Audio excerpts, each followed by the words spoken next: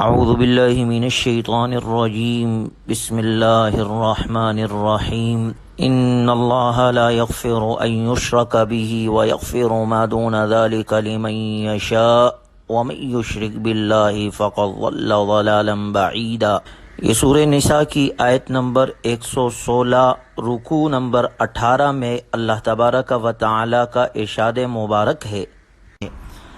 کہ اللہ تعالیٰ جب چاہے شرک سے کم کسی گناہ کو جب چاہے تو توبہ کے بغیر بھی محض اپنے فضل سے معاف کر سکتا ہے، لیکن شرک کی معافی اس کے بغیر ممکن نہیں ہے کہ مشرک اپنے شرک سے سچی توبہ کر کے موت سے پہلے اسلام قبول کرے اور توحید پر ایمان لے آئے۔ اگر دیکھا جائے تو اول شرک کرنا ہی حماقت ہے، مگر ان مشرکوں کی حماقت پر حماقت یہ ہے کہ انہوں نے ایسے مردوں اور پتھروں کو معبود قرار دے کر رکھا ہے جو نہ نفع دے سکتے ہیں نہ نقصان دے سکتے ہیں، اور وہ عورتوں کے نام سے انہوں نے موسوم کیے ہوئے، مثلا لات، منات، عزا اور نائلہ وغیرہ، یہ سب عورتوں کے نام۔ اسی طرح مشرکین فرشتوں کو بھی خدا کی بیٹیاں کہتے تھے۔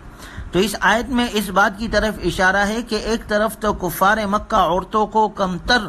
مخلوق سمجھتے ہیں، اور دوسری طرف جن کو اپنا خدا بنا رہے ہیں یا وسیلہ بنا رہے ہیں ان سب کو مونس کے مطابق نام رکھتے ہیں۔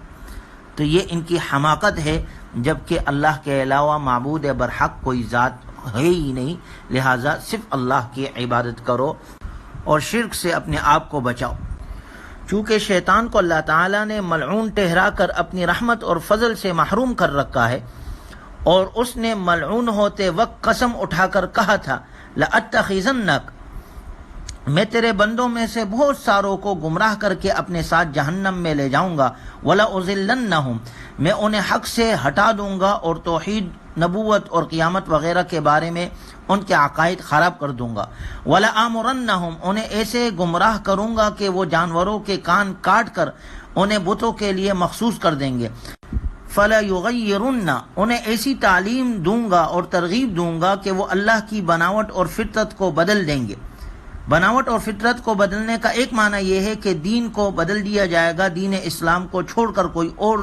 دوسرا دین اختیار کر لیا جائے گا، جیسے اللہ نے سورہ روم میں ذکر کیا فَأَقِمْ وَجْهَكَ لِلدِّينِ حَنِيفًا فِطْرَتَ اللَّهِ الَّتِي فَطَرَ النَّاسَ عَلَيْهَا لَا تَبْدِيلَ لِخَلْقِ اللَّهِ۔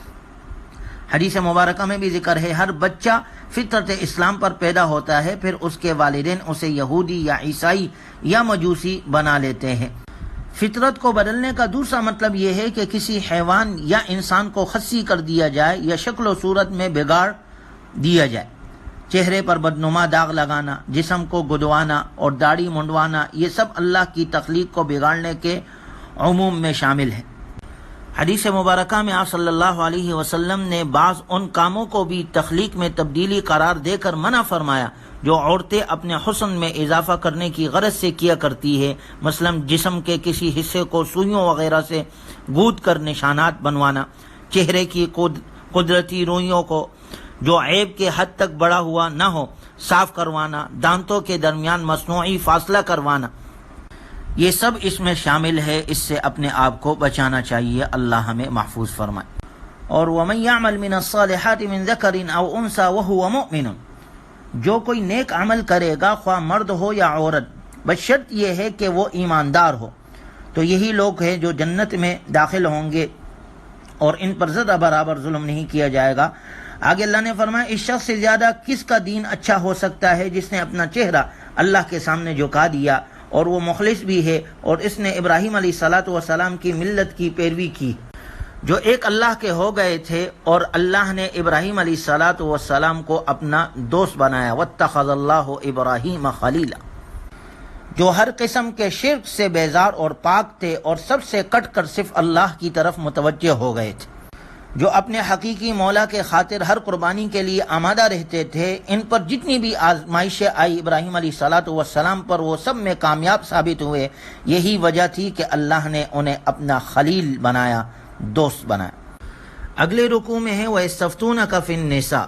لوگ آپ علیہ السلام سے عورتوں کی میراث اور مہر کے بارے میں حکم دریافت کرتے ہیں۔ اللہ نے فرمایا آپ فرما دیجئے تمہیں ان کے بارے میں حکم اللہ دیتا ہے اس طرح وہ آیات بھی ان کے احکام کو واضح کرتی ہے جو ان یتیم عورتوں کے بارے میں نازل ہو چکی ہے جن کا طے شدہ حق تم انہیں نہیں دیتے اور ان کے ساتھ نکاح بھی نہیں کرنا چاہتے ہو۔ یوں ہی وہ آیات جو کمزور بچوں کے بارے میں ہیں اور وہ آیتیں جن میں یتیموں کے معاملے میں انصاف پر قائم رہنے کا حکم دیا گیا ہے، تو تمہیں ان تمام آیات پر عمل کرنا چاہیے، اور یاد رکھو تم جو بھی کوئی نیک عمل کرو گے اللہ تعالیٰ اسے خوب جانتا ہے۔ اسلام سے پہلے عورتوں کو معاشرے میں ایک کم تر مخلوق سمجھا جاتا تھا اور ان کے معاشرتی اور معاشی حقوق نہ ہونے کے برابر تھے۔ جب اسلام نے عورتوں کے حقوق ادا کرنے کی تاکید اور عورتوں کو بھی میراث میں حصہ دار قرار دیا تو یہ بات اس عربوں کے معاشرے میں اتنی چھپی تھی کہ بعض لوگ یہ سمجھتے تھے کہ عورتوں کو جو حقوق دیے گئے ہیں وہ شاید عارضی نوعیت کے ہیں اور کسی وقت منسوخ ہو جائیں گے۔ جب ان کی منسوخی کا حکم نہیں آیا تو ایسے حضرات نے آپ صلی اللہ علیہ وسلم سے پوچھا جس پر یہ آیت نازل ہوئی، جس میں واضح کر دیا گیا کہ یہ احکام عارضی نہیں ہے، یہ ہمیشہ ہمیشہ کے لیے ہے۔ اللہ تعالیٰ نے ان کا حکم دیا ہے اور قرآن کریم کی جو آیات پہلے نازل ہوئی ہے ان میں بہت سے ایسے احکام آ چکے ہیں کہ اس کے ساتھ مرد اور عورت کے باہمی تعلق کے متعلق مزید احکام بھی اللہ نے اس رکوع میں ذکر فرمائے۔ بخاری شریف کی ایک حدیث میں حضرت عائشہ صدیقہ رضی اللہ تعالیٰ عنہ نے اس ہدایت کا پس منظر یہ بتایا کہ بعض اوقات ایک یتیم لڑکی اپنے چچا کے بیٹے کی سرپرستی میں ہوتی، وہ خوبصورت بھی ہوتی تھی اور اس کے باپ کا چھوڑا ہوا مال بھی اچھا خاصا ہوتا تھا۔ اس صورت میں اس کا چچا زاد یہ چاہتا تھا کہ اس کے بالغ ہونے پر وہ خود اس سے نکاح کر لے تاکہ اس کا مال بھی اس کے تصرف میں رہے،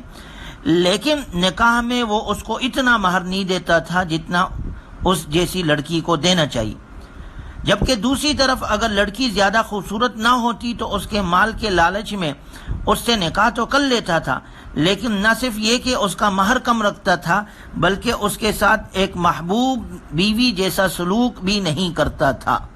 تو اللہ تبارک و تعالیٰ نے یہ حکم دیا کہ عورتوں کے حقوق ادا کرو، ان کے ساتھ حسن سلوک کرو۔ اچھا، اسی طرح بعض اوقات کسی شوہر کا اپنے بیوی سے دل نہیں ملتا اور وہ اس سے بے رخی اختیار کر کے اسے طلاق دینا چاہتا ہے۔ اس صورت میں اگر بیوی طلاق پر راضی نہ ہو تو وہ اپنے بعض حقوق سے دستبردار ہو کر شوہر سے صلح کر سکتی، یعنی یہ کہہ سکتی ہے کہ میں اپنے فلاں حق کا مطالبہ نہیں کروں گی مگر مجھے اپنے نکاح میں رہنے دو۔ ایسی صورت میں شوہر کو ہدایت دی گئی ہے کہ وہ صلح پر آمادہ ہو جائے اور صلح خیر، اور طلاق پر اصرار نہ کرے کیونکہ مصالحت کا رویہ ہی بہتر ہے۔ نیز اگلے جملے میں احسان کی نصیحت فرما کر شوہر کو اس بات کی بھی ترغیب دی گئی ہے کہ وہ دل نہ ملنے کے باوجود بیوی سے نباہ کرنے کی کوشش کرے اور اللہ سے ڈرتے ہوئے اس کے حقوق کو ادا کرتا رہے، تو اس کے لیے دنیا آخرت دونوں کی بہتری کا ذریعہ ہوگا۔ مطلب ظاہر ہے کہ ہر انسان کی طبیعت میں دنیاوی فائدوں کا کچھ نہ کچھ لالچ ہوتا ہے، اس لیے اگر عورت اپنے کچھ دنیاوی مفادات کو چھوڑ رہی ہے تو شوہر کو یہ سوچنا چاہیے کہ اسے طلاق کی صورت میں کوئی سخت تکلیف پیش آنے کا اندیشہ ہے، اسی لیے وہ اپنی یہ مفادات چھوڑنے پر آمادہ ہوئی۔ ایسی صورت میں صلح کرنا بہتر۔ دوسری طرف بیوی کو یہ سوچنا چاہیے کہ شوہر نے کچھ دنیاوی فائدوں کے لیے نکاح کیا تھا جو اس کو میری زوجیت میں حاصل نہیں ہو رہے، لہٰذا وہ میری جگہ کسی اور سے نکاح کر کے وہ فائدہ حاصل کرنا چاہتا ہے۔ اب اگر میں اپنے بعض حقوق سے دستبردار ہو کر اسے کچھ دوسرے فوائد مہیا کر دوں تو وہ اس ارادے سے باز آ سکتا ہے۔ یعنی حتی الامکان زوجین میں صلح کی کوشش کرنی چاہیے، لیکن مصالحت کی تمام کوششوں کے باوجود ایک مرحلہ ایسا آ سکتا ہے کہ اس کے بعد نکاح کا رشتہ میاں بیوی پر تھوپے رکھنا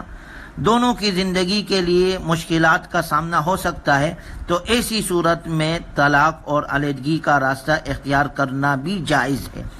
وَإِن يَتَفَرَّقَا يُغْنِ اللَّهُ كُلًّا مِّن سَعَتِهِ وَكَانَ اللَّهُ وَاسِعًا حَكِيمًا۔ اور یہ آیت اطمینان دلا رہی ہے کہ جب خوش اسلوبی سے جدائی عمل میں آ جائے تو اللہ تعالیٰ دونوں کے لیے ایسے راستے پیدا کر دیتا ہے کہ دونوں ایک دوسرے کی ضرورت سے بے نیاز ہو جاتے ہیں، کیونکہ اللہ بڑی وسعتوں والا، بڑی حکمت والا ہے۔ وَلِلَّهِ مَا فِي السَّمَاوَاتِ وَمَا فِي الْأَرْضِ، اور جو آسمانوں میں ہے اور جو کچھ زمین میں ہے اللہ ہی کا ہے۔ یہ جملہ وَلِلَّهِ مَا فِي السَّمَاوَاتِ وَمَا فِي الْأَرْضِ، آسمانوں اور زمین میں جو کچھ ہے اللہ ہی کا ہے، ان آیتوں میں 3 بار دہرایا گیا۔ پہلی مرتبہ اس کا مقصد میاں بیوی کو یہ اطمینان دلانا ہے کہ اللہ کی رحمت کے خزانے بڑے وسیع ہے، وہ دونوں کے لیے کوئی مناسب ذریعہ پیدا کر سکتا ہے۔ دوسری جگہ اللہ تعالیٰ کی بے نیازی بیان کرنا مقصود ہے کہ کسی کے کفر سے اس کا کوئی نقصان نہیں ہوتا، کیونکہ وہ تو سارے کائنات اس کے تابع فرما بردار ہے، اسے کسی کی حاجت نہیں ہے۔ اگر کوئی کفر کر رہا ہے تو اپنی زندگی ناکامی کی طرف لے جا رہا ہے، اللہ کی ذات پر اس کا کوئی اثر نہیں پڑتا۔ تیسری جگہ اللہ نے پھر فرمایا للہ ما فی السماوات وما فی الارض، تو تیسری جگہ اللہ کی رحمت اور کارسازی کا بیان ہے کہ اگر تم تقوی اور اطاعت کا راستہ اختیار کرو گے تو وہ تمہارے سارے کام بنا دے گا۔ اللہ تبارک و تعالی ہمیں کامل طور پر